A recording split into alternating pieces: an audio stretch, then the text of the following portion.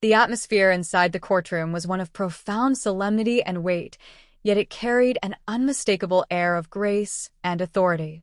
The nameplate sitting firmly upon the judicial bench was etched with a name that commanded immediate respect, and that name was Judge Ebony K. Williams. She sat there as the embodiment of a unique American journey, a woman who understood the intricacies of the law and the complexities of the human heart. To understand her was to understand a tapestry of cultures and experiences. She would often tell those who stood before her that she was from North Carolina by way of Louisiana, carrying with her the warmth of the South, the relaxed cool of the West Coast, and the sharp, decisive edge that one only acquires in the bustling streets of New York. In this particular courtroom, she made it clear to every soul present that the only thing that truly mattered was how she saw the facts and the truth.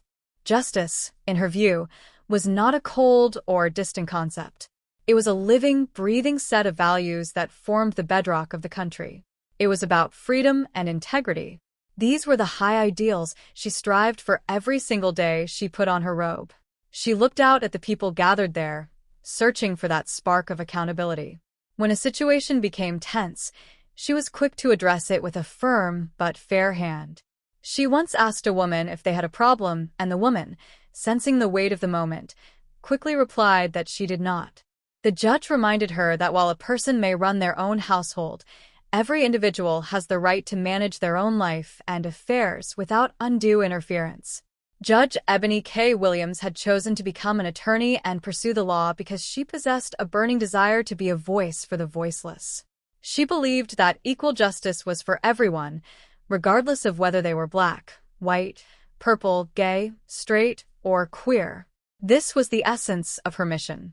On this day, the court was called to order to settle a dispute between two women whose friendship had been tested by a week of vacation and a credit card bill. The plaintiff was a young woman named Ava Gomez, and the defendant was Lisa Ma. Miss Gomez was suing for the amount of $500, claiming that the defendant owed her money for child care services that had been agreed upon but never paid. As the proceedings began, Judge Williams looked at Miss Gomez and asked her to explain why they were in court. Miss Gomez stood tall and explained that she was suing Lisa for failing to pay the $500 promised for babysitting her children. Typically, Ava would watch the children for free, but those instances usually only lasted for a day or two. This time, however, was different. Lisa had planned a week-long vacation in Maui with a man she had only been dating for a few months. When Miss Gomez mentioned the new boyfriend, Judge Williams gently redirected her, noting that the personal romantic choices of the defendant were not the business of the court. The central fact was that because the supervision was to last an entire week, a payment of $500 had been offered and accepted. The children in question were two daughters, aged 8 and 9 years old. Miss Gomez felt that $500 was a fair fee for such a task. As part of the arrangement, Lisa had handed over her credit card to Ava, as she had done in the past, without specifying a strict spending limit. Since the children were on their spring break, Ava wanted to ensure they had a memorable time. She took them to the movies, to various restaurants, and even to a water park. In her mind, she was simply being a good caregiver and ensuring the children were happy. However, the defendant, Miss Ma, felt very differently about the situation. When given the chance to clarify her side of the story, Miss Ma expressed deep frustration. She explained that she had trusted Ava based on their previous history. In the past, when Ava held the credit card, she would never spend more than $30 a day. This time, however, the charges totaled $620 over the course of 7 days. Miss Ma pointed out that she had spent a significant amount of time and money stocking 2 large refrigerators with frozen foods, fruits, vegetables, and pasta before she left for her trip. She believed she had provided everything necessary for the children and their sitter. The shock came when the credit card bill arrived. Miss Ma found charges for seafood costing $56, multiple trips to the movie theater totaling $50, and a visit to a water park that cost another $50. There was even a bill from a steakhouse for $50.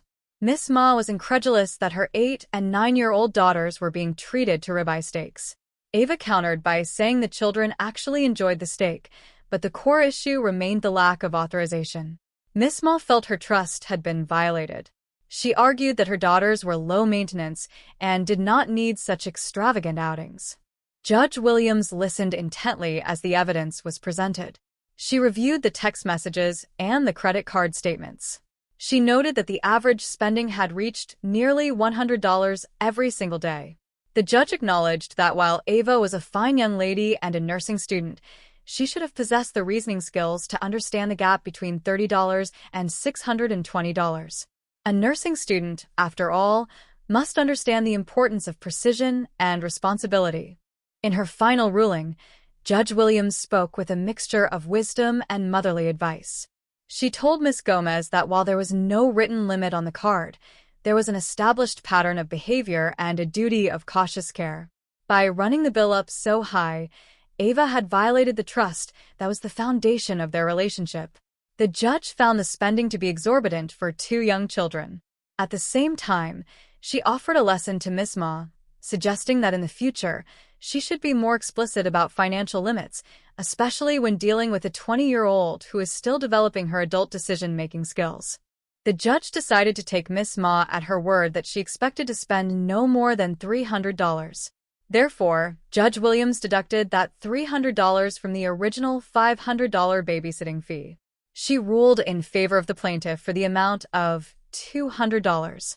As the two women left the court, the air was thick with the lesson that maintaining trust is far more valuable than any amount of money.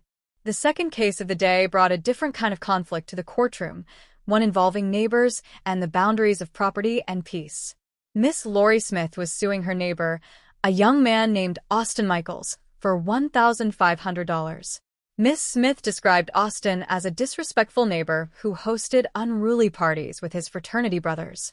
During one such party, which involved throwing balloons filled with foam in the front yard, her vehicle was severely damaged. Miss Smith provided photographs of her sports utility vehicle, which showed a frosty, white residue covering one side of the car. She explained that it was a real eyesore and that she believed the damage was deliberate. She had taken the car to a professional body shop, where the cost of the paint was $900 and the labor was $600, bringing the total to $1,500. Austin Michaels, appearing quite relaxed, did not seem to see much wrong with a little bit of partying. He presented a flyer to the court, explaining that he had walked around the neighborhood the day before the party to inform everyone of the event. The flyer stated that they would be throwing foam-filled balloons at 2 in the afternoon and suggested that neighbors move their cars. He even brought freshly baked cookies from the store to his neighbors as a gesture of goodwill. He claimed that every other neighbor had moved their car except for Miss Smith. Miss Smith admitted she had received the flyer and the cookies, but she had told him plainly that she would not move her car. She felt that she should not be inconvenienced in her own home just so he could have a party. She argued that he should have kept the activities within the confines of his own yard. Austin retorted that since she was the only one who did not move her car, there must be something wrong with her. He admitted the foam caused the damage, but felt it was her fault for not following his suggestion. Judge Williams looked at the young man and spoke with the clarity of someone who had seen much of the world. She understood that he was at a stage of life where fun was a priority, but she reminded him of the responsibilities that come with adulthood. She explained the legal concept of quiet enjoyment of one's property. She told Austin that while his neighbors had accommodated him out of kindness, Miss Smith had no legal duty to do so. His flyer was merely a suggestion, and he possessed no legal authority to mandate that anyone move their vehicle. The judge ruled that Miss Smith was not responsible for moving her car and that Austin was liable for the destruction caused by his actions. She ruled in complete favor of the plaintiff for the amount of $1,500. She expressed her hope that Austin would grow up and learn that his freedom ends where another person's rights begin. Miss Smith left the courtroom validated, and the young man was left to reflect on the true cost of his afternoon of fun. In both cases, Judge Ebony K. Williams had demonstrated that the law is not just about rules, but about the respect and integrity we owe to one another as members of a community.